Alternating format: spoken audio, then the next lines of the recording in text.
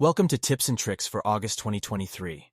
This month we will learn how to set up multi-level inbound sources in UnForm 10.1. Starting in 10.1, inbound sources are now multi-level. Previously, you would need an inbound source for every folder that you wanted to monitor. Well, now you can have multiple subfolders being monitored underneath one inbound source. For example, on the screen, we've got an inbound training directory with multiple subfolders. So this could be your pick tickets for warehouses 1, 2, and 3, your AP invoices for company 1, 2, and 3, or branch 1, 2, and 3. The setup for inbound sources does not change.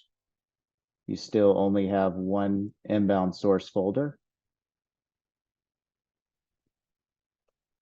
What we do have new is a new metadata value called path. So previously we only had the metadata for source. Well, now we have a new meta called path that gives you the full path of the inbound source. And an example of using that is parsing that path to get to the subfolder, for instance, O1. And we can use that value in conditionals across the job template. Or let's say we want to assign a specific library using that value, or use that value in a category.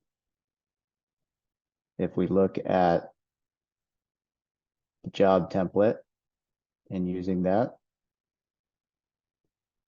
previously we had the meta source, and now we have the meta path. And then here's an example of parsing that meta path to get to looking at forward slashes and getting the value of the third delimiter, or whatever delimiter is needed to get to your subfolder name. Thank you, Brian. If you have any questions or suggestions, please email to dan.s@synergetic-data.com.